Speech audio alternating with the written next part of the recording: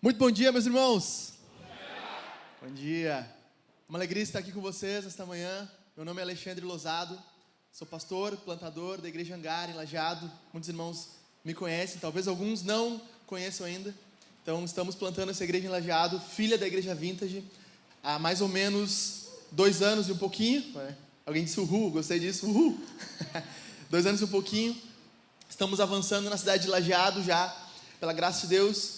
Os irmãos sabem, passamos por alguns momentos de dificuldade, estamos saindo dessa dificuldade para a glória de Deus e vamos avançar. Estou aqui esta manhã, para mim, eu tenho 2 sentimentos aqui com vocês. O primeiro sentimento que eu tenho é que é um privilégio estar aqui pregando para vocês, ensinando para vocês, ofertando, digamos assim, o meu melhor sermão. E para mim também tem uma grande dificuldade, um desafio, porque eu sei quem pregou semana passada aqui, e eu sei como foi o sermão dele.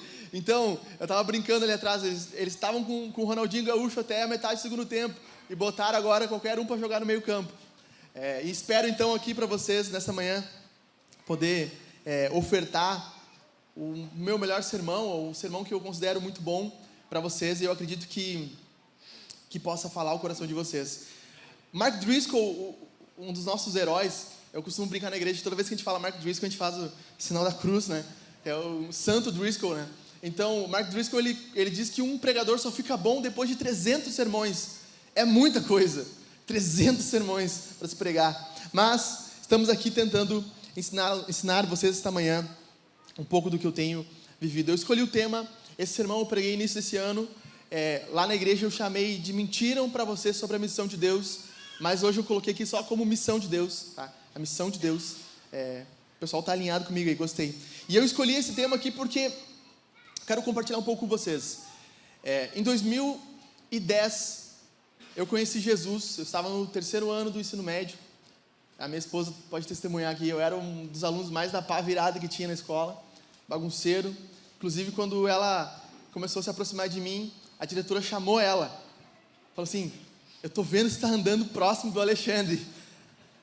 Tá tudo bem contigo? Tem certeza? Então eu era um cara muito da pá virada, eu incomodava demais, era bagunceiro, fazia furdunço na escola, eu dava raiva para professores. Não sei se tem professores aqui esta manhã, mas a minha professora de biologia eu encontrei um tempo depois, e estava eu e a Jaque numa feira de cursos, eu acho. Inclusive, onde é que está minha esposa aí que eu não estou achando ela? Por aí? Ah, amamentação, está amamentando, ok. Então depois eu quero apresentar para vocês aí. Estava eu e a Jaque assim de mão dada, ela virou para mim e ela falou assim: eu não acredito, tu casou com esse aí. Ela falou assim: tu casou com o Alexandre. E daí ela botou a mão no meu ombro assim: eu morria de raiva de ti. Sabe por quê? Porque tu era bagunceiro. E o pior de alunos bagunceiros é quando eles são inteligentes, porque não dá para rodar. O gosto do professor é rodar um aluno, fazer que ele se ferre no final do ano. Mas tu não dava, tu só bagunçava. E os teus colegas bagunçavam contigo, rodavam, porque eles não conseguiam ir bem na matéria. Ela morrendo de raiva de mim. Então eu era um aluno complicado, nasci num lar complicado, um lar quebrado, né? Meu pai e minha mãe nunca estiveram juntos. Meu pai teve um caso com a minha mãe, um relacionamento muito breve, uns 3 meses mais ou menos, acabou engravidando minha mãe. E eu tenho um irmão mais novo, que não é da mesma mãe, é de uma outra mulher, e ele é mais novo somente 1 mês. Então, imagine a história. Eu estava numa entrevista de emprego uma vez, a psicóloga falou, né: como é que funciona a tua família? Explica aí, quantos irmãos tu tem? Eu falei: olha, mas tem certeza que tu quer entrar nessa área aí? Porque vai ser uma bagunça. Porque eu tenho um irmão que ele é 1 mês mais novo que eu. Ah, mas como assim? Meu pai teve um caso com uma outra mulher, junto com um caso que ele tinha com a minha mãe, e nasceu. Enfim, eu nasci numa família muito, muito complicada. E quando eu me converti, aos meus 17 anos, a minha conversão ela foi radical, e ao mesmo tempo ela foi uma conversão, não sei se você acredita nisso, mas eu creio, com uma espécie de profecia, assim, uma palavra profética.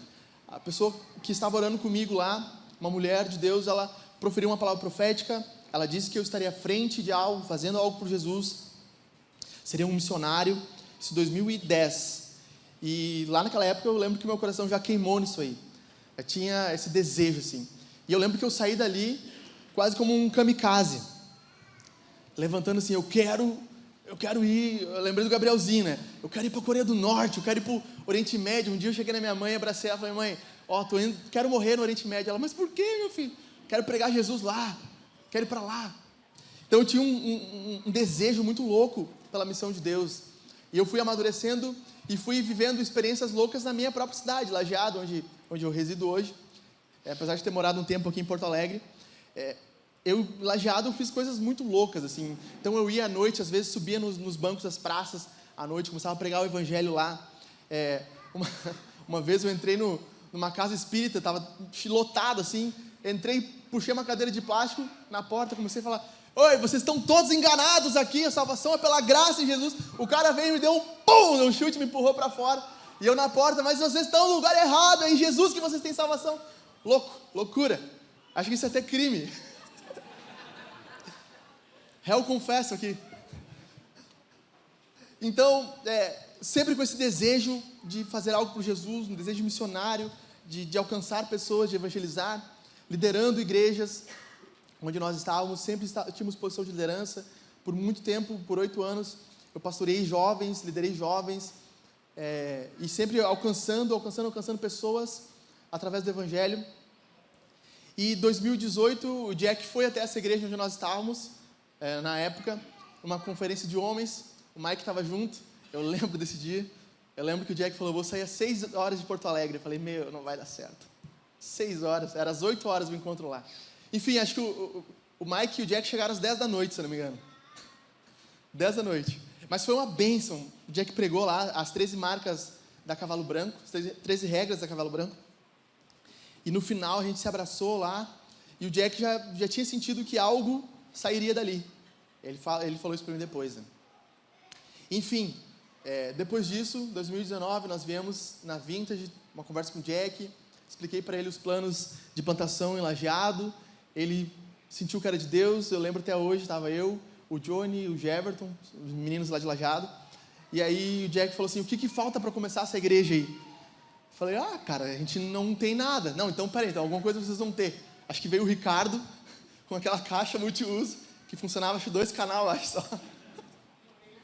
Uma caixa multiuso e um suporte de projetor. Lá aí, se precisar de um púlpito, usa isso aqui de púlpito. E viramos o ano para 2020, isso, 2021, não lembro exato quando. Viramos o ano com uma sala praticamente sem nada, somente tapete, umas cadeiras e um púlpito que eu tinha feito. Então, começamos a loucura que era plantar uma igreja. E, como diz Darren Patrick, se você acha que o inferno, os demônios não existem, experimente plantar uma igreja, para ver o que acontece. Então, eu tenho 30 anos hoje, mas se você for olhar as fotos de quando começou a plantação da igreja, vai ver que parecia que eu tinha uns 20 na época, que eu envelheci demais. O desgaste emocional, o desgaste psicológico, físico, eu quebrei a perna plantando essa igreja. Os irmãos lembram disso, né? Na inauguração da igreja eu estava lá com uma perninha aqui engessada para cima, né? Pintando a igreja, quebrei a perna. Então eu brinco, carrego no meu corpo as marcas do evangelho, que ninguém me incomode por isso. Enfim, mas há um pensamento muito errado sobre a missão de Deus. Muitas pessoas acreditam que a missão de Deus, isso começou na teologia liberal, no século XIX mais ou menos, quando começou a ter uma visão da igreja como algo que fizesse bem para as pessoas, algo que envolvesse o sentimento, o bem-estar. E a missão de Deus foi trocada da pregação para o auxílio, para o cuidado, e as igrejas se tornaram uma espécie de ONG, onde eles arrecadavam alimentos, arrecadavam casacos, abraçavam as pessoas, e era isso que acontecia nas igrejas, essa era a missão para eles. Ou as igrejas se tornaram uma espécie de comunidade terapêutica, onde as pessoas vinham e não poderiam ser confrontadas dos seus pecados, não haveria uma transformação real de pecado, somente uma experiência religiosa que fizesse com que aquela pessoa se sentisse bem. E o que nós vemos nos nossos dias é que muitas igrejas que são engajadas no movimento de cuidar de pobres, de viúvas, de órfãos, muitas dessas igrejas, na verdade, elas estão por detrás delas, ouvindo uma doutrina progressista. Não há um interesse pela missão de Deus, há um interesse talvez somente no pobre, ou somente em se tornar relevante, e não fazer o reino de Deus avançar. Porque o reino de Deus, ou a missão de Deus, o que nós vamos falar aqui hoje, e a pergunta é: o que é a missão de Deus? Eu acho que está no próximo slide, exatamente isso aí. A missão de Deus é o que Deus está fazendo no mundo, através de mim e de você, visando resgatar pecadores perdidos de todos os lugares, por meio da mensagem do Evangelho, debaixo do poder do Espírito Santo. Isso significa missão. Então nós vamos ver aqui nesta manhã, eu peço a sua atenção sobre isso, 5 pontos, é um sermão de 5 pontos. Nós vamos ver primeiro o que é missão, segundo, quem é o agente da missão, terceiro, quem é o alvo da missão, quarto, qual é a mensagem da missão, quinto, qual é a certeza da missão. Então o que é a missão? O que Deus está fazendo no mundo, o agente da missão através de mim e de você, o alvo da missão, resgatar pecadores perdidos de todos os lugares, a mensagem da missão, por meio da mensagem do Evangelho, a certeza da missão, debaixo do poder do Espírito Santo. Curve sua cabeça, nós vamos orar. Senhor, nós pedimos aqui a Tua graça, o Teu poder, que o Teu Espírito Santo tenha liberdade em nosso meio, para falar no nosso coração. Desperte, Senhor, paixão pela missão, pelo Evangelho, por Jesus. Desperte em nós, Deus, um desejo profundo por Ti, de reconhecer o Teu amor, a Tua graça, a Tua vida em nós. Em nome de Jesus, em nome de Jesus. Amém e amém. Abra sua Bíblia no livro de João. Nós vamos primeiro olhar o que é a missão. João capítulo 3, versículo 16. Talvez alguns saibam de cor. O que é a missão, meus irmãos? Deus agindo, Deus em ação. Abra sua Bíblia. Se você não trouxe sua Bíblia, o texto está ali na tela, você vai poder acompanhar ali. João 3, versículo 16. A Bíblia vai dizer, esse texto é um texto muito famoso, né? Porque Deus amou o mundo de tal maneira que deu o seu Filho unigênito, para que todo aquele que nele crê não pereça, mas tenha a vida eterna. Em primeiro lugar, o que é a missão? Missão é o que Deus está fazendo no mundo. Deus está agindo no mundo. Deus hoje, nesta manhã, trouxe você aqui. Se você não conhece Jesus ainda, se alguém falou disso para você, você está vindo a primeira vez nesta igreja aqui nesta manhã, saiba que em último lugar, não foi o seu amigo, não foi o seu carro, não foi o Uber, não foi o ônibus que o trouxe aqui esta manhã. Nesta manhã, quem o trouxe foi Deus. Deus está agindo na sua vida e na minha vida, está agindo no mundo hoje. Deus é vivo, real e verdadeiro e poderoso, e Ele está agindo no mundo. E a missão de Deus começa desde o momento, lá em Gênesis, quando Deus cria o ser humano. Você e eu não fomos criados pelo acaso, não somos uma obra do universo que surgiu do nada. A Bíblia diz em Gênesis que Deus cria o homem e a mulher. Gênesis 1 é uma poesia de tão lindo aquilo que está escrito ali. Deus vai criando as coisas, cria o céu e a terra, cria a luz, cria as estrelas, cria os animais, cria as águas, sabe, cria as plantas. E em um dado momento, versículo 26, 27, Deus cria a humanidade, homem e mulher. E diferente de tudo que Deus já tinha feito desde a criação, Deus faz algo singular com aquele homem, com aquela mulher. Não sei se você já reparou. Deus fala com eles. Deus os abençoa. Deus se relaciona profundamente com os seres que Ele criou. O coração de Deus ali estava se expandindo para criar um relacionamento com os seres que Ele havia criado. Ele não conversa com as plantas, Ele não conversa com os animais, Ele não conversa com as estrelas, mas Ele conversa com o homem e com a mulher. Ele sopra o seu fôlego no nariz de Adão. Ele faz com que haja vida ali, e um relacionamento íntimo é criado. O relato de Gênesis 1 e 2 dá a ideia que há um ambiente perfeito, de completude, de amor, sabe, de um Deus supridor que se importa com seus seres criados, que começa a se relacionar com Adão e Eva, que cuida de Adão, lhe dá uma esposa, que dá autoridade para ele. O clima que tem ali em Gênesis capítulo 1 e 2 é um clima de um relacionamento perfeito. E Deus criou eu e você, seres humanos, para que nós nos relacionássemos com Ele. O desejo do coração de Deus, escute isso, o desejo do coração de Deus é que eu e você, os seres que Ele criou, tivéssemos um relacionamento íntimo com Ele. O que acontece quando nós viramos a página, ou viramos o capítulo para Gênesis 3? Há um mas a serpente, o mais astuto de todos os animais que Deus havia criado. Nós sabemos que a serpente é o diabo. Apocalipse diz isso, a antiga serpente, o diabo. O diabo chega até Eva, a engana, chega até Adão, engana. Eles são enganados, eles comem o fruto. E há uma coisa que acontece na teologia que nós chamamos de queda. E como diz R.C. Sproul, ele escreve, aqui há uma queda cósmica, e não fique pensando que nós estamos falando de cosmologia, de energias nem nada. Cosmos é o universo. O universo inteiro, a partir daquele momento, ele é quebrado.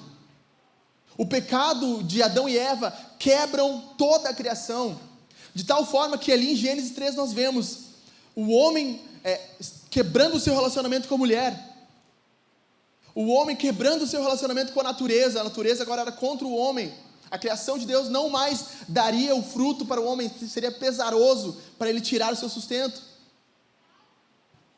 Nós vemos o relacionamento com Deus sendo quebrado, o pecado quebrou tudo ali, destruiu tudo. E nós vemos o reflexo disso na nossa sociedade hoje. Muitas pessoas acham, isso é uma historinha, alguns teólogos inclusive dizem, não, isso é uma história, não é um real, isso é tão real que nós temos visto hoje. Pessoas sendo brutalmente assassinadas, como aquele cara que entra numa creche com um machado e assassina algumas crianças. Mulheres sendo violentadas, estupradas, crianças sendo abusadas sexualmente. Nós vemos pessoas que estão saudáveis de uma hora para outra morrer. Nós vemos nossos pais, nossos amigos, nossos tios desenvolverem um câncer, um tumor, e de repente em 6 meses eles falecem. Há um problema no mundo e esse problema se chama pecado. O pecado quebrou a criação de Deus, destruiu a criação, e se você não vê que o mundo está quebrado, provavelmente os seus olhos é que estão quebrados. Se você não enxerga que nós estamos num mundo caótico e louco, que está numa descendência caindo cada vez mais, provavelmente é os seus olhos que estão quebrados e não conseguem enxergar isso. Então o que nós vemos é que Deus cria o homem e a mulher para um relacionamento perfeito e único e íntimo com Ele. O pecado quebra isso. No mesmo momento, Deus condena a serpente, traz a maldição para Eva, traz a maldição para Adão, mas Deus também traz uma palavra. Deus traz o primeiro lampejo da missão. Ele diz, seu descendente, muito provavelmente Jesus estava junto ali, ferirá a serpente. O que Deus estava dizendo aqui, haverá um momento na história, que uma pessoa irá ferir um golpe mortal, não sem dor, não sem sacrifício, porque ela lhe ferirá também o calcanhar, mas ele ferirá a serpente. E o que nós vemos a partir do Éden é o desenvolvimento. Meus irmãos, a Bíblia é o livro da missão. O que nós vemos a partir do Éden é o desenvolvimento da missão acontecendo. Deus chama Noé, Deus chama Abraão, Deus constitui um povo com Moisés. E o refrão de tudo que Deus vai falando, desde Noé, até se findar os livros proféticos, e até chegar em Jesus, e até depois de Jesus, o final de Apocalipse, se você nunca reparou, esse é o refrão da Bíblia: eles serão o meu povo, e eu serei o seu Deus. Esse é o verso que mais se repete na Bíblia inteira. Ele se repete durante todo o livro. Começa lá em Gênesis 6, Deus já dizendo isso, que ele habitaria na tenda de Sem.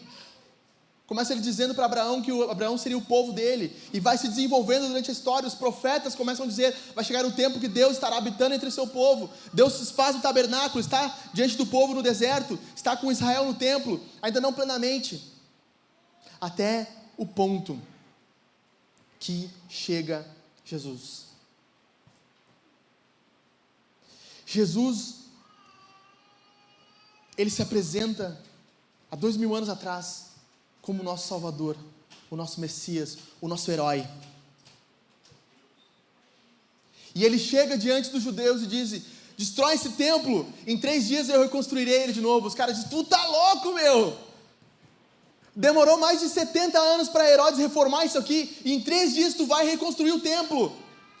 E João comenta que eles não entendiam na época, mas Jesus estava falando do seu corpo. O teólogo chamado N.T. Wright comenta que na pessoa de Jesus, o templo estava colocado, o céu e a terra estavam se beijando, e a justiça e a misericórdia estavam triunfando. É em Jesus que aparece esse homem que caminha na Galileia e começa a tocar nas feridas de leprosos e a curá-los, a conversar com mulheres quebradas, a restaurá-las, a fazer paralíticos caminharem, a fazer surdos ouvirem, a pregar contra a imoralidade, a pregar contra a hipocrisia dos judeus. Este homem aparece e começa a ensinar que Deus estava aparecendo para eles em pessoa. Deus encarnado, Deus vivo, estava naquele momento diante deles, e a missão estava começando a se cumprir. E ele diz: eu estou aqui, o reino de Deus está entre vocês, eu cheguei, eu estou aqui para vocês. E o que os homens fazem? O matam, o crucificam, o penduram numa cruz, rasgam o seu corpo, dilaceram as suas costas, humilham, cospem nele. Na sexta-feira à noite os discípulos acharam: está derrotado, acabou, tudo que ele falou acabou. No domingo de manhã, a surpresa: ele está vivo.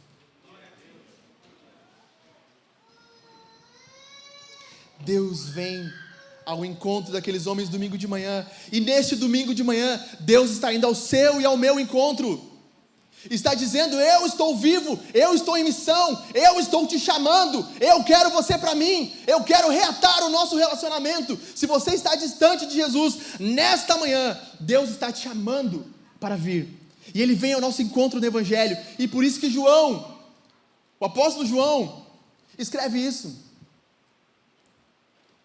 Deus amou o mundo de tal maneira. Essa expressão aqui, ela não tem uma tradução exata. De tal maneira significa a ponto de que a coisa explode, não tem como conter, é como tentar parar uma cachoeira com um balde de água, sabe? Não tem como, é demais. O que João está dizendo: o amor desse Deus, ele é tão grande, ele é tão expansivo, ele é tão absoluto, que ele envia o Filho dele, ele traz o Filho dele ao mundo, porque Deus não suportaria, e eu sei que para alguns isso aqui vai ser estranho, Deus não suportaria uma eternidade onde Ele não pudesse ter os seus filhos redimidos diante dele. Ele os ama, Ele os quer. Ele diz para Jesus: eu os amo, você morre por ele, filhos, eu morro porque você o ama, Pai, eu vou aplicar. E ele vira para o Espírito: Espírito, você aplica a salvação no coração deles. Eu aplico, Pai, porque você ama esses pecadores. E João está escrevendo: Deus amou o mundo de tal maneira. Há muito amor aqui, há uma explosão do coração de Deus. Alguns historiadores dizem que o que aconteceu com Jesus na cruz, de sair água do seu corpo, foi provavelmente porque o seu coração explodiu, e por ter falta de sangue, o líquido do seu corpo começa a vazar ali. Tem essa coisa na sua mente: o coração de Jesus explodiu, não só por dor física, não só por aflição, ele explodiu por amor. Ele explodiu por amor. E Ele veio em missão por nós. Deus está fazendo algo poderoso no mundo. E esse é o primeiro ponto. O segundo ponto: quem é o agente da missão? Acompanhe comigo. Se você quiser abrir sua Bíblia em João, avançar um pouco até o capítulo 20. Se você quiser acompanhar no telão, o barulho de Bíblia abrindo é demais.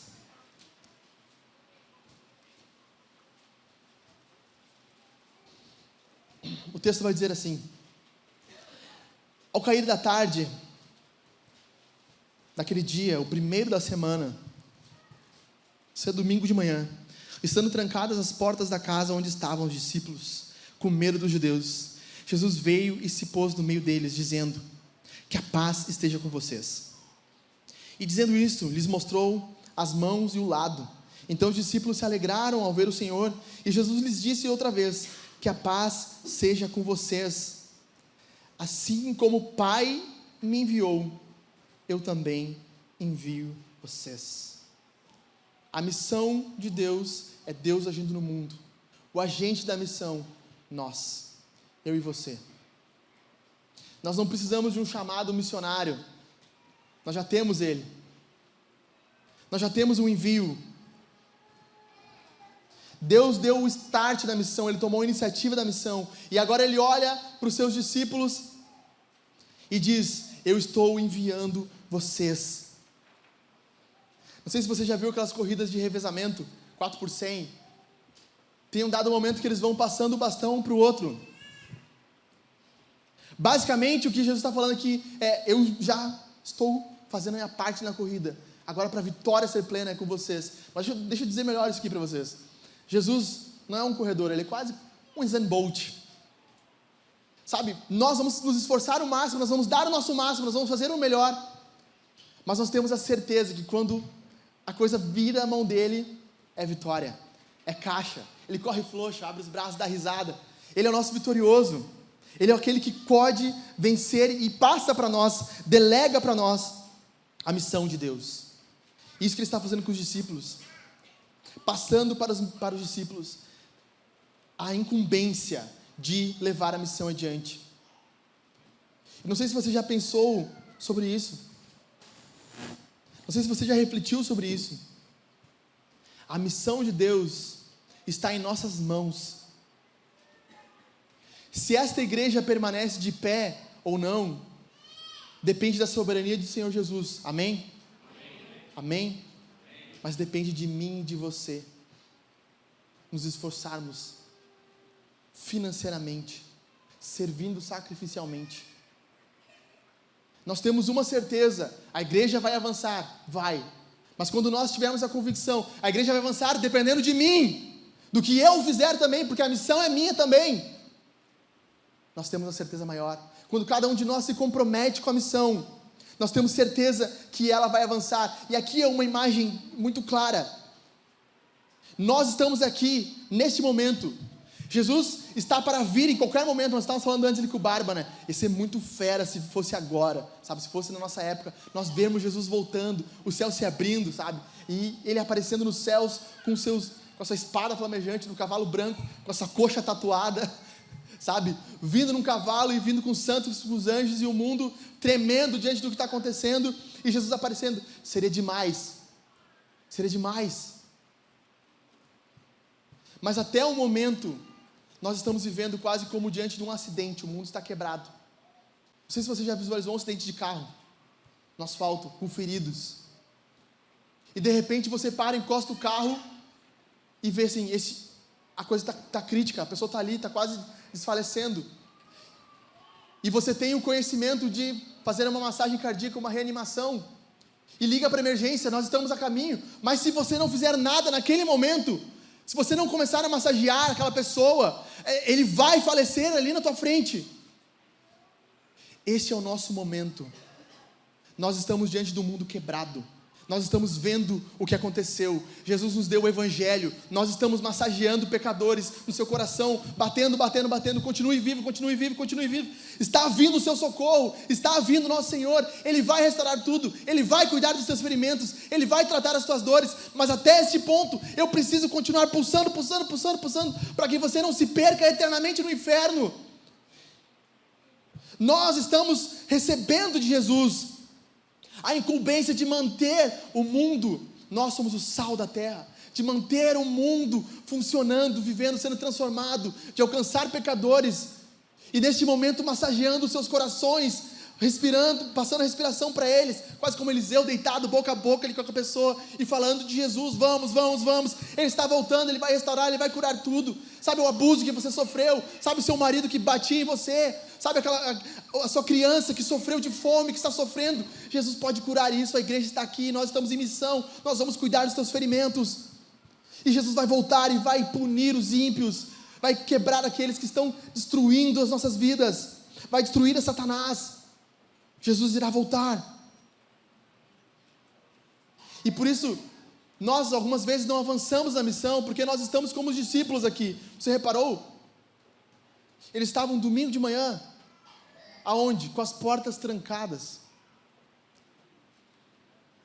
Domingo de manhã eles deveriam estar celebrando. O nosso rei ressuscitou, nós devíamos estar fazendo um culto como nós estamos aqui, cantando, se alegrando, mas não. Eles estavam de portas trancadas. E por isso eu coloquei aqui 5 portas que nós trancamos na missão. A primeira dessas portas, a porta da nossa reputação. Nós não pregamos o evangelho a outros porque nós temos medo do que os outros vão pensar sobre nós. Tem um teólogo que diz: o mundo ofende Jesus constantemente, deixa eles se ofenderem um pouco também com o evangelho. Nós temos medo do que vão pensar se nós nos levantarmos num ônibus, no meio do ônibus, e dizer: pessoal, eu gostaria aqui de trazer uma palavra para vocês rapidamente, gostaria de falar sobre Jesus para vocês. Cala a boca aí, eu quero falar para vocês aqui, que Jesus morreu pelos nossos pecados, Ele pode transformar. Mas nós temos medo de falar com o nosso colega do trabalho, nós temos medo de falar com o nosso vizinho, porque nós não queremos que a nossa reputação seja afetada. Eu lembro quando eu estava trabalhando, depois de me converter, orava pelo um colega meu de trabalho, que trabalhava na mesa ao lado, e estava ali, orando por ele, pedindo: Deus, me dá coragem, me dá estratégia. Até que um dia, quase como mágica, né? Deus disse: abre a boca e fala. Eu levei minha Bíblia para o trabalho, botei em cima da mesa assim, abri no Salmo 91, não, brincadeira. Botei minha Bíblia ali em cima do trabalho, ele já olhou: tá lendo a Bíblia aí? Deu: sim, estou lendo a Bíblia. Cara, estou há tempo querendo te falar isso. Queria te falar de Jesus, cara. Já conheço e tal. Quem conhece a realidade interior lá, sabe que tem muito católico e luterano não praticante. É o hétero não praticante. Eu já ouvi falar disso aí. Existe o hétero não praticante, né? Então, existe o luterano e o católico não praticante. Então, já conheço Jesus, vou na missa. Tem cidades que são bem católicas. Nossa cidade, ela é meia-meia, mais luterana, mais católica. É bem dividido. E eu falei: não, cara, talvez eu já conheça, mas eu quero te falar aqui de Jesus, cara. Eu quero falar o que Ele está fazendo na minha vida. Sabe? Colocar para fora.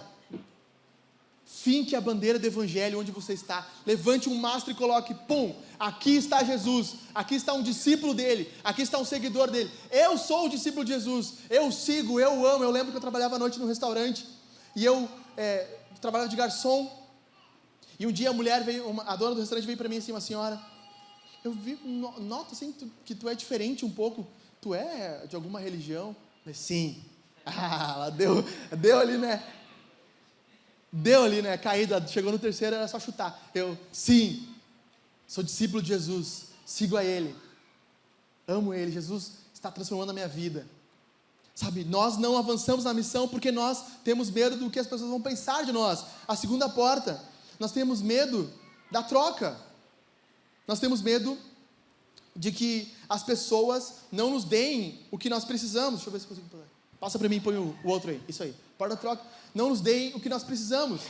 Sabe, existem pessoas que nós nos relacionamos e que a gente sabe que a partir do momento que colocar Jesus na jogada, vai haver perda. Sabe, tem pessoas que a gente sabe que é assim. Talvez um trabalho, talvez um amigo, sabe, talvez um colega de faculdade, que você está tão próximo e que você sabe que se você colocar Jesus, vai acabar as coisas. E eu tinha um colega assim também de trabalho. Eu, recém-casado, morava próximo do trabalho, uns 20 minutos, e eu ia a pé muitas vezes. E chegou no verão, né, 44 graus, o sol, e de manhã eu voltava para almoçar meio-dia, calorão, até que eu encontrei um colega meu de trabalho, um senhor de idade, que ele passava na rua de casa, assim, na frente de casa quase, e perguntei para ele: tu me importa se eu ir contigo e tal? Ele era chefe da mecânica, e eu ia com ele, e voltava várias vezes, né? E eu fiquei pensando: cara, eu estou no carro com esse cara trancado, eu preciso falar para ele de Jesus, eu preciso, sabe, mas eu sabia que se eu falasse para ele de Jesus, e ele ficasse ofendido com o que eu falasse, eu sabia que eu ia perder aquela carona. Cara, Pô, e era 20 minutos para ir, 20 minutos para voltar. Então, se era 1h30, eu já tinha perdido 50 minutos ali, sabe? Eu poder chegar em casa, almoçar, dar um abraço na nega véia, se é que vocês me entendem, e depois voltar para o trabalho. Então, eu um dia tomei coragem e falei com ele. O que vocês acham que aconteceu no outro dia de manhã? Ah, não vou passar aí na frente hoje. Perdi a carona. Perdi os 40 minutos. Mas não perdi a oportunidade de falar de Jesus. Daquele homem, quando ele estiver diante de Deus na eternidade, Deus não vai poder dizer: eu te dei a oportunidade, tu não fez. Eu fiz. A terceira porta que nós trocamos, a porta da cultura. Nós trancamos, estamos trancados atrás dela. Nós não conseguimos dialogar com pessoas que não sejam cristãs. Sabe, muitas vezes nós estamos ali, misericórdia, né? Cheio de diálogos e coisas que as pessoas que estão ao nosso redor, elas não entendem o que a gente está falando. Eu lembro quando eu me converti, nas primeiras vezes que eu fui num culto, estava tocando uma música do falecido Kleber Lucas. Não estava falecido, né? Era alvo mais do que o escuro. Estava tocando uma música do Kleber Lucas. Cantava assim: Jeová Rafa, já viram isso aí? Jeová Rafa, meu Senhor, que cura toda, Tsikenu Yavé. E eu assim, que esses caras estão cantando aqui, meu? Eu não tenho nem noção do que eles estão falando. Elohim, Deus. Tamo aí, sabe? Às vezes nós não conseguimos alcançar pessoas, nós estamos trancados atrás da porta da cultura. Sabe, o evangelho, ou melhor, o evangelicalismo se tornou uma cultura, um nicho. Nós construímos um condomínio onde nós vivemos bem com as nossas pessoas e eles entendem o que nós estamos falando. E quando nós estamos diante de outras pessoas que nunca tiveram contato com a Bíblia, com o Evangelho, com Jesus, elas não conseguem entender o que nós estamos falando. E a missão não avança porque nós estamos trancados na porta da cultura. Nós precisamos destrancar essa porta da cultura, invadir a cultura, como diz Driscoll. Invadir a cultura, impactar a cultura, entender a cultura, dialogar com ela. Reprovar o que tem que ser reprovado, renovar o que tem que ser renovado. Mas a missão não avança por causa disso. A quarta porta que nós trancamos da missão, a porta da religião. A missão não avança muitas vezes no nosso meio porque nós nos tornamos extremamente religiosos. E estar aqui no domingo de manhã faz parte do seu rito semanal. Eu tenho que estar aqui no domingo.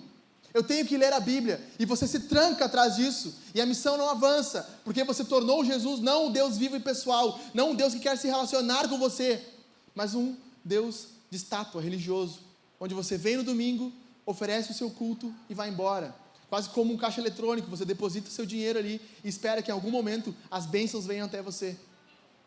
E a missão não avança porque nós estamos trancando a porta da religião, estamos trancados atrás dessa porta, presos nisso. A quinta e última porta, a porta do desinteresse.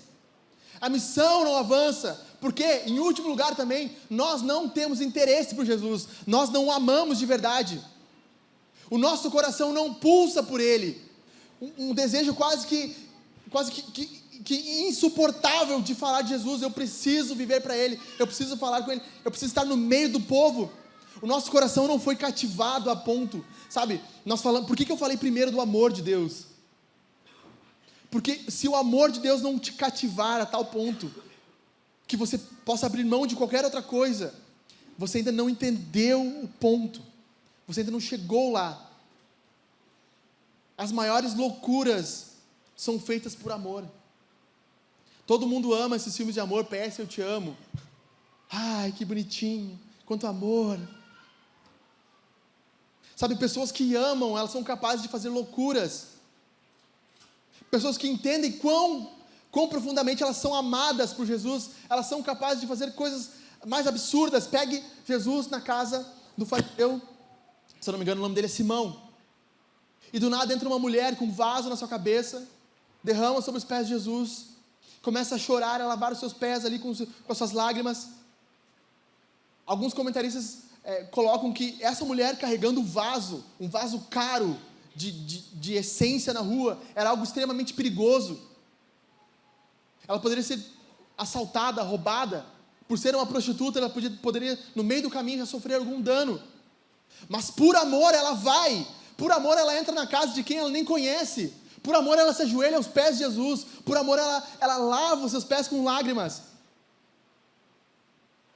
E o mais triste dessa história, o que eu acho triste, é que Jesus conta uma parábola de 2 devedores e pergunta para Simão: Simão, quem amou mais? O que foi mais perdoado ou o que foi menos? Simão diz: aqui você precisa entender isso. Ele diz: quem ama mais é o que foi mais perdoado. E Jesus diz: isso aqui é cruel, você está certo. Deus nos livre de estar certos aqui e não estar certos aqui. Simão tinha o conhecimento aqui, mas ele não tinha aqui. João Calvino diz que o céu e o inferno estão separados por um palmo. A mensagem que impacta na nossa cabeça não chega ao nosso coração. Quando nós amamos a Jesus, nós nos interessamos pelo que Ele está fazendo. Nós assumimos o seu papel no mundo e vivemos agora para anunciar o seu amor aos outros. E nós estamos trancados atrás dessas portas. Qual dessas você está nesta manhã? Qual dessas você se identificou? Esta manhã Jesus está te dando uma chave para você sair delas. Esta manhã Jesus está aparecendo como um Deus ressurreto para dizer: eu amo você, eu te dou coragem para você avançar. Eu estou te dando fôlego novo. Vá, saia de trás dessas portas, anuncie o Evangelho. Assim como o Pai me enviou, eu estou enviando você. Não tenha medo dos homens, não tenha medo da troca. Quebre a cultura, avance contra a religião e desmanche os seus interesses. Avance! Terceiro alvo da missão: o mundo inteiro. Mateus capítulo 28, está na tela ali, se você quiser acompanhar na sua Bíblia, pode acompanhar junto. Não, você pode ficar na sua tela. Diz assim: portanto, vão e façam discípulos de todas as nações, batizando-os em nome do Pai, do Filho e do Espírito Santo, ensinando-os a guardar todas as coisas que eu tenho ordenado a vocês. E eis que estou com vocês todos os dias, até o fim dos tempos. Jesus é o nosso campeão. O que ele está dizendo aqui é: eu sou o campeão, eu sou o vitorioso, eu sou a autoridade. Não é o seu chefe. Seu chefe não é essa autoridade final. Se ele mandar você pecar, ele não tem direito sobre você. A sua autoridade final se chama Jesus Cristo, o Deus ressurreto. Ele manda em você. Ele tem autoridade sobre o seu povo. E aqui ele está dando não um grande conselho, mas uma grande comissão. Ele está ordenando seus discípulos a pregarem, ensinarem novos discípulos. A missão da Vintage: discípulos que fazem discípulos e plantam igrejas. É isso?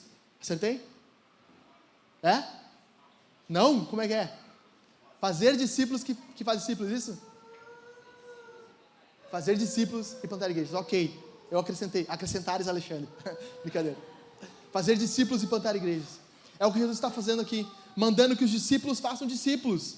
Discípulos fazem discípulos. E discípulos plantam igrejas. Só que aqui, o meu foco aqui não é tanto a missão, a comissão, mas o meu foco aqui está na palavra: todas as nações. Qual é o alvo de Deus no mundo? Qual é o alvo de Jesus hoje? A palavra: todas as nações, todas as etnias, todos os povos. Ninguém está distante do Evangelho, ninguém está distante do poder de Jesus em ser transformado. Escute isso: até o momento, e Mateus faz questão de fazer isso no seu livro, até o momento Mateus estava dizendo que Jesus havia vindo para os judeus. E os judeus tinham essa noção: o nosso Messias virá para chegar ao nosso povo, dominar, quebrar com os gentios, destruir os romanos. Eles queriam isso. Eles queriam que viesse o Messias e estabelecesse o reino dos judeus no mundo. E quando Jesus fala isso aqui, todas as nações, Ele está direcionando e abrindo o leque para esses discípulos. Não é só mais o Deus dos judeus, não é só mais o Deus deles, é o Deus de todas as nações. E esses caras entenderam isso ou não entenderam? Estamos aqui, 2000 anos depois, todas as nações estão diante de nós. Deus quer se relacionar com todas as nações. Deus quer alcançar pessoas de todos os povos e de todas as nações. E nós somos provas disso. Nós somos provas que Deus está alcançando pessoas em todos os lugares, e de todos os tipos de pessoas, as mais diferentes possíveis. Pessoas que nós não imaginamos que podem ser alcançadas pelo poder do Evangelho. Se nós lemos relatos da África, nós vemos as tribos sendo alcançadas. Nós não imaginamos que lá no meio daquela tribo inóspita, Jesus pode estar levantando um povo. Nós não imaginamos que debaixo da China, nas cavernas subterrâneas, Deus está levantando um povo. Nós não imaginamos que o nosso inimigo, pessoas que nós hoje temos inimizade, podem ser alvos da missão. Deus está chamando pessoas de todos os lugares para que elas sejam seus discípulos. E por isso Charles Spurgeon fala uma coisa muito forte, que está na cabeça de vocês, voluntários. Todo cristão, ou ele é um missionário, ou ele é um impostor. Ou o cristão entende que Deus está chamando todas as pessoas, todos os tipos de pessoas, de todos os lugares. Uma vez perguntaram para mim: pastor, um homossexual é bem-vindo na tua igreja? Eu falei: meu irmão, se aceitou você aqui na igreja, vai aceitar qualquer um. O homossexual é bem-vindo no meio do povo de Deus? Claro que é. A partir do momento que ele recebe o evangelho, se converte, abandona os seus pecados, ele é chamado de filho de Deus. Ele ganha uma nova vida. Todos nós aqui, eu falo isso seguido na igreja, não sei se você reparou, essa cadeira aqui não foi feita para você, esse púlpito não foi feito para mim. O que nós merecíamos aqui era o inferno. Nesta manhã eu e você não merecíamos estar ouvindo o evangelho. Nesta manhã eu e você não merecíamos estar aqui tendo uma boa música, num bom espaço. Nesta manhã nós merecíamos estar ardendo no fogo do inferno. Mas Deus usou de misericórdia e alcançou eu e você. Paulo diz: Deus me alcançou, eu sou o pior dos pecadores, eu sou o mais distante de todos. Deus derrama a sua graça sobre pessoas de tudo quanto é lugar. E havia um problema até um tempo atrás. Para você alcançar pessoas de etnias diferentes, você tinha que ir até aquele local. Para você alcançar pessoas da África, da Índia, da China, da Europa, você tinha que ir até lá. Hoje em dia você está comprando um óculos do senegalês no centro com o seu pé. Está ali, a etnia que estava lá do outro lado do oceano está na sua frente. Sabe, pessoas que você nunca imaginou. Faculdades, grandes cidades proporcionam isso. Pessoas do Nordeste, de fora do país, pessoas do Norte, sabe, vindo até nós, nos assentando de repente. Eu não sei, dá para fazer um teste aqui, quantos de vocês são de fato porto-alegrenses aqui? Quantos nasceram em Porto Alegre? Levanta a mão. Quantos não nasceram? Levanta a mão. Cara, a grande maioria de nós não é daqui. Nós viemos de outro local. As nações estão vindo até nós. Eu fiz esse teste em Lajeado, foi ridículo. Lajeado é a cidade que não tem lajeadense.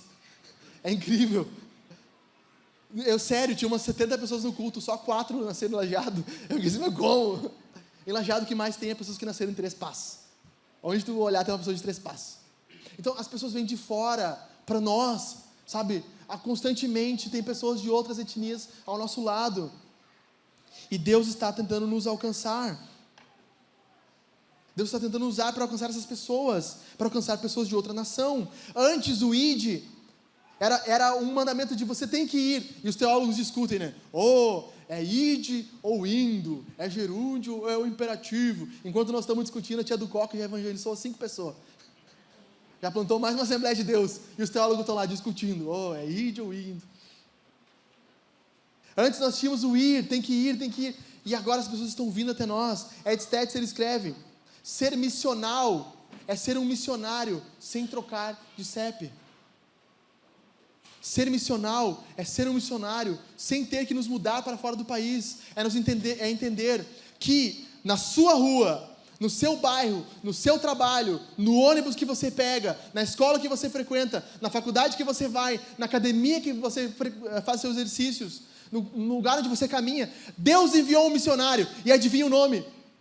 O seu. Deus enviou um missionário na sua rua, no seu bairro, na sua casa, no seu trabalho. É você. Um missionário lá no bairro Montanha, em Lajeado, se chama Alexandre Losado, Jaqueline Losado.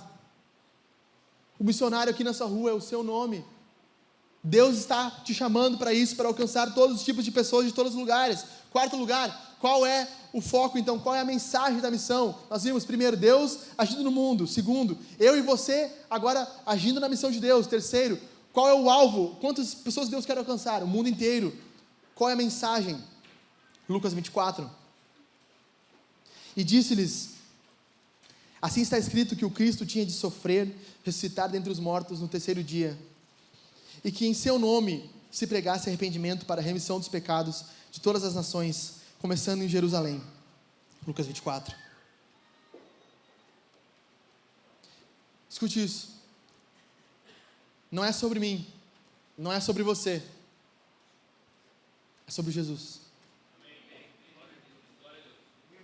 É sobre proclamarmos Jesus. Não é sobre, olha como minha vida é maravilhosa, Deus me deu um carro novo. E olha como o amor de Deus é grande, Ele enviou Jesus para morrer pelos teus pecados. O foco, a mensagem da missão é Jesus. Sabe, tudo que nós precisamos fazer é direcionar o foco, os holofotes para Jesus. Ele é aquele que tem o poder de transformar corações. Nós não somos o protagonista da história. Tudo que nós temos que fazer é ser bons coadjuvantes e deixar o cenário perfeito para que o ator principal ganhe o Oscar. Tudo que nós temos que fazer é preparar as pessoas para que elas conheçam Jesus. Não é sobre mim, não é sobre quão bom eu sou, mas é sobre o que Jesus tem feito no mundo. Essa é a mensagem do Evangelho.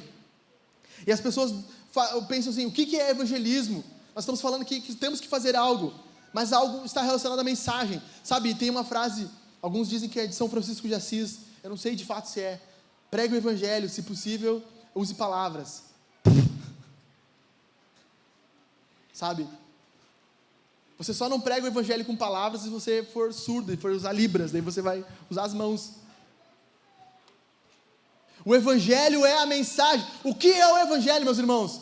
O Evangelho é o seguinte: o mundo estava quebrado, Deus criou o perfeito, mas o pecado destruiu o mundo, mas Deus ama tanto o mundo, que Ele não permite que as coisas fiquem assim, por isso Ele envia Seu Filho, Jesus Cristo, nosso Salvador, para que Ele morra pelos nossos pecados, e possa nos dar uma nova vida, e Ele nos chama hoje, para o arrependimento. Eu chamo isso aqui de método crer. Se você quer aprender a pregar o Evangelho de forma rápida, vou te dar aqui, anote isso aí, método crer. Crer, é um acróstico. C, criação. Deus criou o mundo perfeito, e era um mundo que nós não enxergamos como ele é, porque está quebrado. E veio o R, o que acontece? Rebeldia. O homem e a mulher se rebelaram contra Deus, e quebraram o mundo. Fizeram com que o pecado entrasse no mundo e destruísse a nossa vida. A partir desse momento nós começamos a nos afundar na rebeldia contra Deus. E vem o E, esperança. Deus não nos deixa sem nenhum tipo de esperança. Ele envia um Salvador perfeito e nos dá a esperança. E agora Ele espera de nós o R, a resposta. Ele quer que nós creiamos de todo o coração, confiamos em Jesus e venhamos aceitá-lo como nosso Senhor e Salvador. Método crer. Criação, rebeldia, esperança, resposta. Em 1 minuto você prega o Evangelho. Em 1 minuto você anuncia a mensagem poderosa de Jesus. Qual é a mensagem? Remissão dos pecados, como nós lemos aqui. Para que pregassem um arrependimento para a remissão dos pecados. A perdão total dos nossos pecados. De uma forma que nenhum nome limpo, nenhuma justiça jamais poderá dar a você e para mim. Nós estamos completamente perdoados. Nós estamos completamente perdoados de todas as nossas ofensas. Quando nós cremos no que Jesus fez por nós, há uma remissão de pecado. E talvez você pense, pastor, mas você não sabe o que eu fiz na minha vida. Você não sabe que eu fiz isso, aquele outro. Deixa eu te dizer, você ainda não conhece o poder do Salvador. O poder do seu perdão, a sua justiça que flui do seu sangue, o sangue remidor, lavador de pecados. Ele pode te dar perdão, Ele pode trazer uma nova vida, Ele pode te transformar. Não existe poço tão profundo que Jesus não alcance.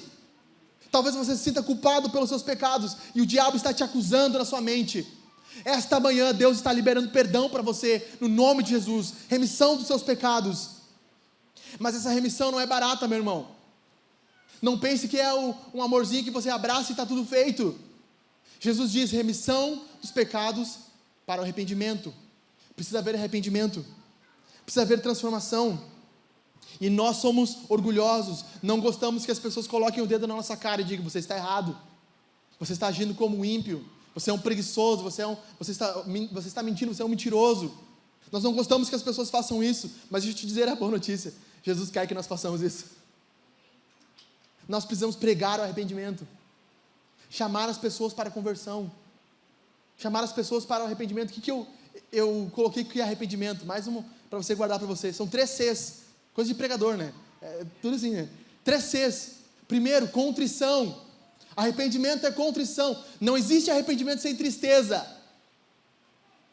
Todo arrependimento tem que vir com uma tristeza. Eu estava denigrindo o nome de Deus, eu estava blasfemando contra o Senhor, eu estava pecando contra Ele. Certo? Tristeza, contrição. Nós precisamos disso. Nós precisamos também de um outro ser chamado confissão. Não adianta só nós ficarmos tristes. Nós precisamos botar para fora. Confessar para Jesus, para os nossos irmãos. Meu irmão, eu quero te confessar, olha só, eu tenho olhado pornografia, eu sou um imoral. Eu tenho blasfemado contra o nome de Jesus, eu estou triste por isso. Me perdoa. Eu tenho mentido. Eu tenho perdido oportunidades de falar de Jesus, eu não tenho lido a minha Bíblia, eu sou um mentiroso, eu me comprometi com essa igreja aqui a ofertar, eu me comprometi essa igreja a servir sacrificialmente, mas eu não tenho feito, eu tenho mentido. Senhor, eu sou um mentiroso. Vocês já se confessaram assim? Sabe, Senhor, eu sou um imoral. Dar um nome ao seu pecado, confissão. Contrição, tristeza, confissão. E o último C, conversão, abandono. Não é só uma coisa terapêutica que você joga para fora o que você está sentindo e ok. Precisa haver uma mudança de mente. Arrependimento. Entendimento que não pode mais viver assim. Então Jesus nos dá certeza total de perdão dos nossos pecados, mediante o arrependimento verdadeiro. Para recebermos o perdão, precisamos nos arrepender. Deus está nos chamando para recebermos nesta manhã, através do Evangelho, uma grande herança. Basicamente é isso. A salvação é uma grande herança nos céus, que nós não merecemos. E Deus está dizendo para nós, para você recebê-la de fato, plenamente, você precisa ser como o meu filho, estar no lugar dele. E por isso que a Bíblia diz constantemente, em Jesus, em Jesus, em Jesus, em Jesus. Eu e você não temos direito a nada, mas em Jesus nós temos direito ao céu. Eu e você tínhamos direito à perdição eterna, em Jesus nós temos direito à salvação eterna. Eu e você tínhamos direito a sermos condenados por Deus para sempre, a estarmos longe de Deus. Em Jesus nós temos relacionamento com Deus. E em Jesus, na pessoa de Jesus, nós recebemos a herança nos céus. E essa é a mensagem poderosa do Evangelho. Deus está fazendo algo no mundo, através de mim e de você, a fim de alcançar pessoas de todos os lugares, e de todos os tipos de pessoas, através da mensagem do Evangelho. Em quinto e último lugar, para finalizarmos, a certeza da missão, o poder do Espírito Santo. Tudo isso que eu falei aqui, sem o poder do Espírito, é sopro. Nós podemos fazer a melhor igreja, pintar as melhores paredes, ter o melhor louvor, ter a melhor pregação, sabe, eu posso aqui falar 10 horas com você sobre qualquer assunto, mas se o Espírito Santo não estiver testificando no coração das pessoas e agindo poderosamente através de nós, não tem sucesso a missão.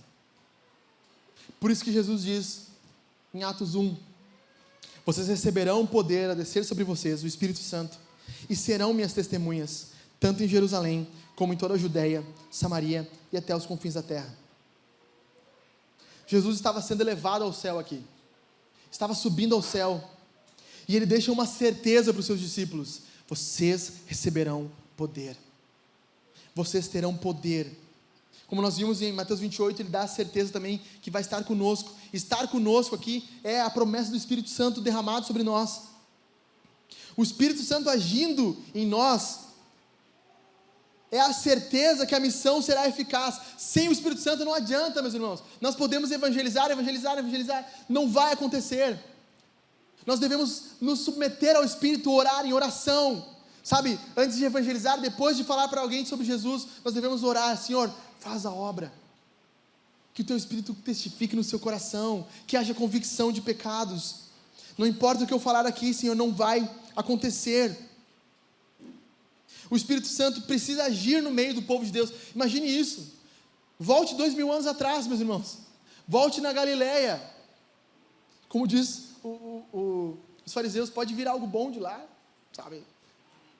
Não estamos falando de Roma, nós estamos falando aqui da Grécia, sabe? Onde tinha os grandes pensadores, onde tinha a legislação. Nós estamos falando da Judeia, da Galileia, a região mais pobre que podia ter no Império Romano. Nós estamos falando aqui, eu ia dizer 12, vamos dizer 11, porque um traiu, e um nem era pescador, então 10, vamos dizer 10 pescadores, 10 homens simples, estão reunidos com Jesus depois de ressurreto. Qual é a chance de esses caras alcançarem o mundo inteiro, inclusive nós? Nenhuma. Seria só mais um mito, mais uma história daquela época. Mas o Espírito Santo estava agindo no meio desses caras, e eles estavam com coragem. Pedro se levanta, o mesmo Pedro que nega Jesus se levanta no meio de todos, e anuncia o Evangelho com poder, e o Espírito Santo age ali, convence aquelas pessoas. Depois eles chegam em Atos 4, diante da perseguição, são açoitados, chicoteados, e o que seria normal, caras iletrados, pessoas comuns, seria normal dizer assim, acabou, os caras fecharam o cerco para nós, acabou. Eles não, a Bíblia diz que eles saem alegres, cheios de coragens, porque agora eles estavam se achando dignos de sofrer por Jesus. Atos 6, igreja dividida, problema com a viúva grega, com a viúva judaica, se levanta homem cheio de Espírito Santo, de repente Estevão aparece, começa a pregar o Evangelho, e os caras ficam com raiva dele e o matam, o primeiro mártir. A partir daquele momento a igreja se entra em temor, o que vai acontecer no mundo? Está acabando agora as coisas. Bem pelo contrário, o Espírito Santo enche esses caras de coragem, eles vão pela Samaria, eles vão sendo espalhados, e eles vão a Antioquia, e onde eles vão com coragem, o Espírito Santo pregando o Evangelho, Deus vai acrescentando diariamente as pessoas que são salvas. O Espírito Santo está agindo no mundo, assim como Deus é o agente da missão, Deus, o Espírito está agindo através de nós. E o Espírito Santo quer nos capacitar nesta manhã para a missão de Deus também. Eu anotei 4 coisas aqui que o Espírito Santo pode fazer por você nesta manhã. Primeira delas, esse não está no slide, mas pode deixar aí já, vamos chegar nessa parte. Os irmãos da igreja gostam quando chegam na aplicação. Aí estou finalizando. Que bom, ele vai parar de falar. 4 coisas que o Espírito Santo pode fazer por você. Primeiro, te transformar um tagarela de Jesus. O Espírito Santo pode vir sobre você. Eu lembro quando eu tive uma experiência profunda com o Espírito Santo e eu falei em línguas a primeira vez. Eu lembro que, eu cheguei em casa do culto, eu comecei a chamar todo mundo no antigo MSN. Quem já teve MSN sabe o que eu estou falando, né? Antes do MSN tinha um outro que eu esqueci o nome, era, como é que é? ICQ, né?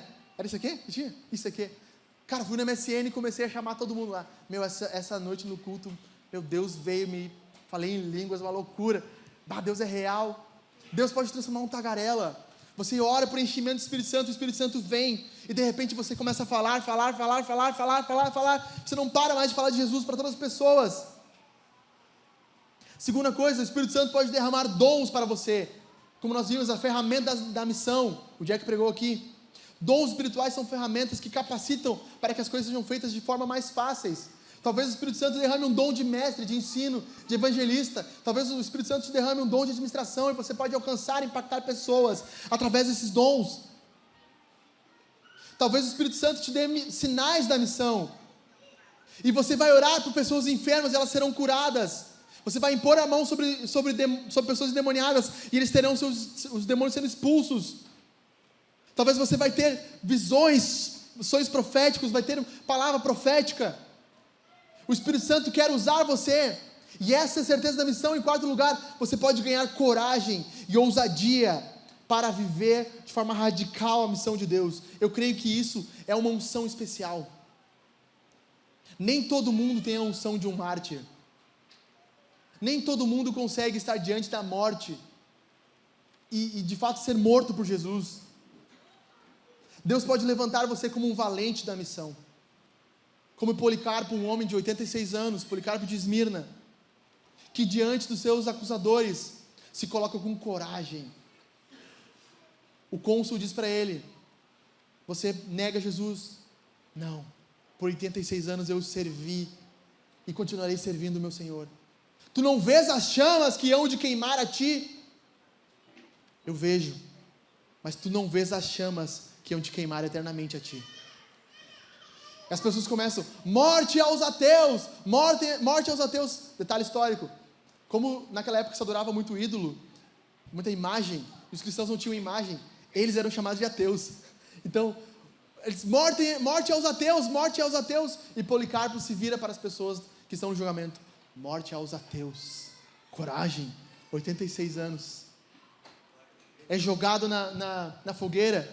E diz Eusébio de Cesareia que o seu corpo é consumido pelas chamas, mas não queimado. Ele continua vivo e não se queima no meio das chamas, a tal ponto que mandam um soldado o ferir com uma lança para que ele seja morto. Um homem corajoso. Talvez Deus te levante como esse homem corajoso. Talvez Deus te levante como Lutero. Um homem destemido, um pouco maluco, mas destemido. Pronto a sofrer e a morrer.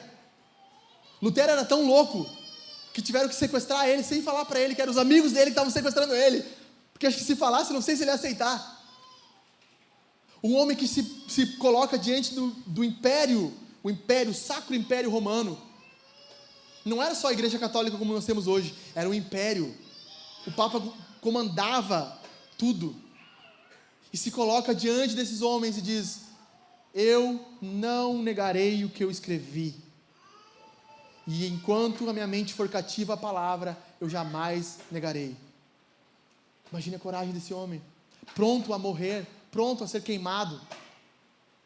Como o nosso querido irmão Jim Elliot, um missionário de 27 anos, que estava indo evangelizar os índios na Amazônia peruana, e que tinha sua jovem esposa,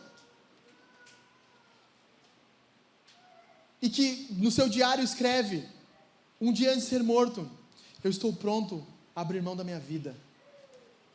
E ele escreve: não é tolo aquele que abre mão daquilo que pode perder, para ganhar aquilo que ninguém pode tirar. Um homem de coragem.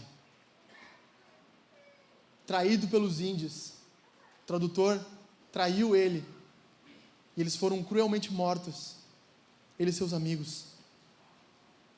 Talvez Deus te levante como esse homem corajoso.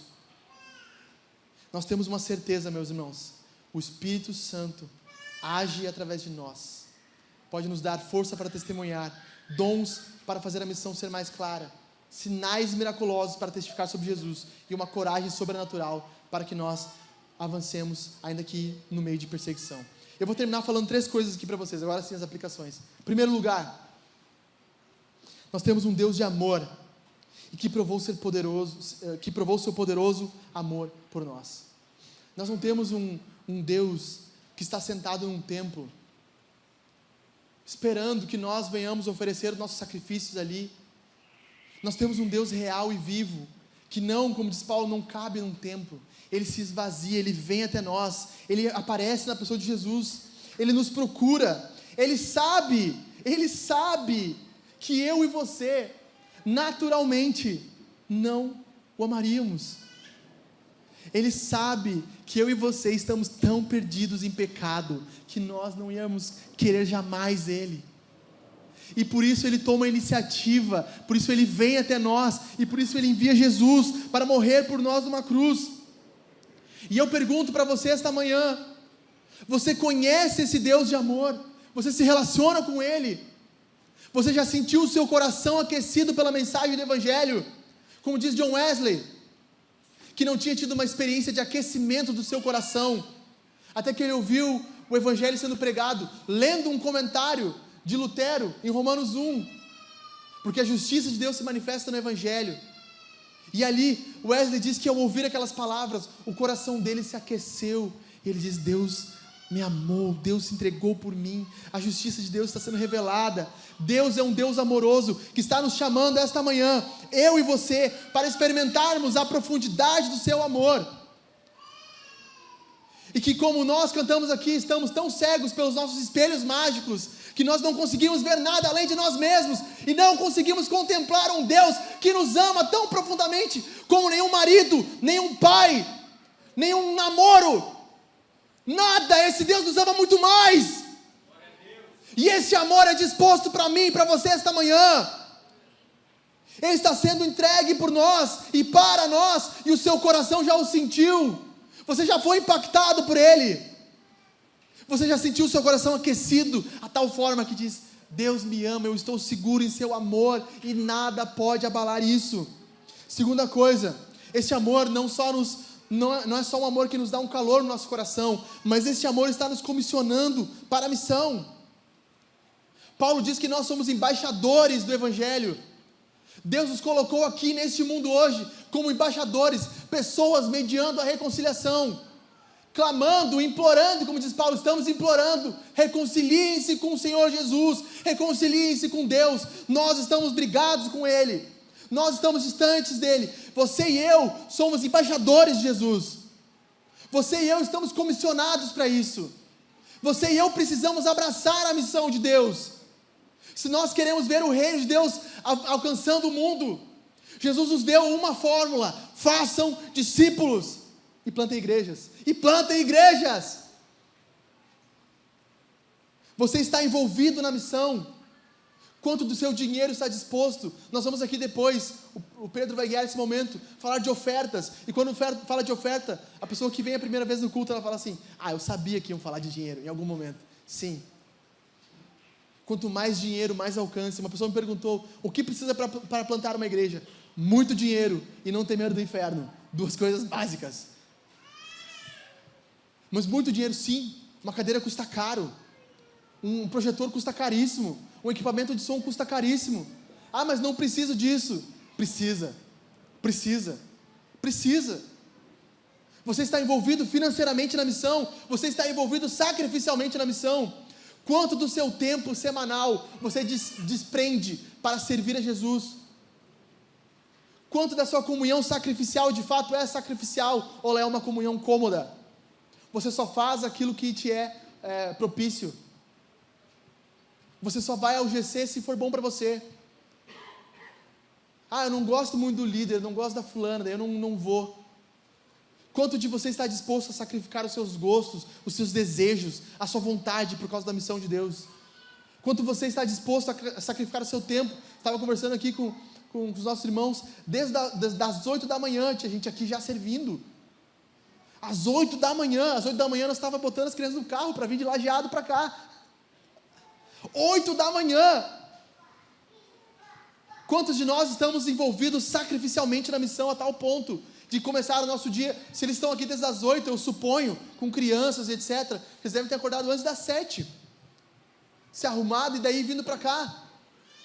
Quantos de nós estamos dispostos a fazer isso por Deus, por Jesus, a participarmos do que Ele está fazendo no mundo, através do nosso serviço sacrificial? Quanto a tua vida, as tuas finanças, os teus sonhos estão envolvidos em fazer Jesus amado e conhecido neste mundo? Você sonha com isso? Eu sonho com um mundo onde as pessoas amem a Jesus e vivam para Ele. Eu sonho com um mundo desse, onde Jesus é conhecido e amado e adorado em cada local, quase como uma São João. Nós vamos abrindo uma igreja atrás da outra, sabe? E ali está sendo Jesus pregado, as pessoas levantando a sua mão e chorando e orando: Senhor, obrigado. E nós vemos senhorinhas que estavam em depressão sendo transformadas, saindo da depressão. Nós vemos crianças órfãs sendo recebidas na igreja, meninas e meninos que foram abusados sendo cuidados por pastores, por líderes, homens maus que machucaram pessoas sendo curadas por homens bons agora. Você sonha com isso? Sonha em ver isso acontecendo? Terceiro e último lugar, para finalizar: o que nós faremos essa semana, meus irmãos? O que nós faremos essa semana? Não pode ser que eu vim aqui e ocupei de você 1 hora e pouco do seu tempo, e você vai sair daqui, você vai para casa, olhar o caldeirão do... não é caldeirão do Hulk, né? Domingão do Hulk agora. Vai sentar no seu sofá, olhar o Domingão do Hulk, e segunda-feira você vai trabalhar e vai viver como se a vida fosse a mesma. Nós ouvimos aqui o poderoso Evangelho, isso deve movimentar o nosso coração, deve nos inflamar para a missão. O que nós vamos fazer essa semana? Nós vamos anunciar Jesus. Uma vez eu fiz isso aqui na igreja e o pessoal ficou até com medo. Falei assim: vamos se levantar, não precisa fazer agora, só dizendo para vocês. E nós vamos orar agora: Senhor, me mate essa semana se eu não pregar o Evangelho para alguém. O pessoal: vamos para fora, me mate essa semana, Senhor, se eu não abrir a minha boca e pregar o Evangelho. Como diz John Knox: me dê a Escócia, senão eu morro. Que essa semana o nosso coração possa ser inflamado. Avante, vamos avante, Vintage. Há 2.000 igrejas para serem plantadas no nosso estado, no sul do Brasil e no Uruguai. Vamos avante. Vamos avante ou não? Amém. Vamos avante ou não? Amém. vamos avançar essa semana, nós vamos nos doar para Jesus, nós vamos amá-lo, e nós vamos conhecer pessoas, pregar o evangelho, e nós vamos ofertar para a missão, e nós vamos ver igrejas sendo plantadas, e os nossos filhos estarão plantando igrejas, e os nossos netos estarão plantando igreja, e nós veremos o sul do Brasil e da América Latina sendo acampada por igrejas, até que nós vejamos que o Senhor Jesus está sendo glorificado em cada coração, em cada local deste nosso Brasil. Vamos orar. Senhor, muito obrigado por esse dia, Senhor. Obrigado, Deus, obrigado porque nós estamos aqui ouvindo sobre a missão de Deus. Quebranta o nosso coração, Jesus. Age em nosso meio. Que esta semana seja uma semana poderosa para os meus irmãos e para mim. Que nós possamos ver a missão avançando, pessoas se convertendo, o evangelho sendo pregado, para que nós possamos ver pessoas sendo transformadas, libertas de demônios, Senhor. Nesta manhã eu oro, Senhor.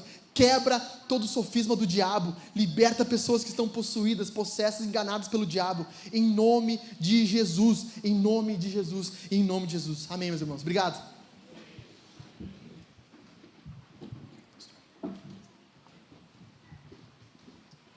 Amém, irmãos. Que alegria ouvir do evangelho, que alegria é saber que Jesus está vivo e Jesus está reinando. Amém? Então vamos responder ao sermão. Nós responderemos ao sermão de 3 formas. A primeira forma é ceando. Nós teremos 2 casais, um aqui, o outro do outro lado. E vocês virão até a frente, pegarão o pão, mergulharão no cálice bronze, que estará o vinho, ou no cálice dourado, que estará o suco. Lembrando que a gente está ceando uma memória ao sacrifício de Cristo na cruz. Quem participa da ceia são todos aqueles pertencentes à família de Jesus. Todos aqueles que Jesus chamou.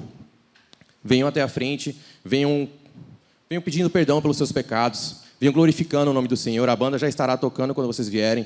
Então venham louvando ao nome do Senhor. Venham para cear com alegria. Jesus nos chama para cear.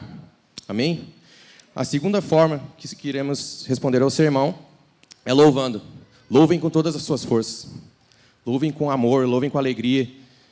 Lembrem que o Senhor está vivo. O Senhor está vivo. O Alexandre estava pregando aqui, o Senhor está vivo. Glorifiquem ao nome de Jesus. Louvem ao nome de Jesus. E a terceira forma, o Alexandre falou no final, vamos ofertar. Vamos responder esse sermão ofertando. Nós queremos plantar 2.000 igrejas para a glória de Jesus. E isso não acontece do nada, nós precisamos que vocês sejam generosos. Muitas vezes, o dinheiro que a igreja precisa está nos nossos bolsos e nós somos avarentos. Então, Jesus chama nós a sermos generosos, a doarmos com alegria, doarmos sabendo que isso vai para a obra de Jesus, isso vai para a plantação de igreja. O melhor investimento que tu pode fazer é sabendo que pecadores serão convertidos, que o evangelho será pregado, que é o avanço do reino de Jesus. É o avanço das igrejas. Então, ofertem para a glória de Jesus. Vamos orar e depois que orarmos, vocês vêm ceiar e estaremos louvando para a glória de Deus. Amém? Senhor, meu Deus, meu Pai, eu te agradeço, Senhor Jesus, te agradeço porque Tu és bom, Senhor. Obrigado, Senhor, pela vida do Alexandre, meu Pai, que é um homem de Deus, Senhor. Obrigado, Senhor, por estar usando, Senhor, ele para o avanço do Teu reino, Senhor, em Lajeado, meu Pai. E eu te agradeço, meu Deus, pela mensagem que ele trouxe, meu Pai. Obrigado, Senhor, por sabermos, Senhor, que Tu está vivo, Senhor. Isso muda tudo, meu Pai. Nós estamos aqui no culto no domingo, Senhor, porque Tu está vivo, Senhor. Nós comemoramos a ressurreição de Cristo no domingo, Senhor. Então eu te agradeço, Senhor, que Tu possa tocar aos nossos corações, Senhor, que possamos sair em missão, Senhor. Que isso não fique somente aqui nessa palavra, Senhor, mas que possamos sair em missão para a glória de Jesus. Possamos pregar o evangelho, meu Pai, onde formos durante essa semana, meu Pai. Tu esteja conosco, Senhor, no nome de Jesus. É por isso que eu te peço. Amém.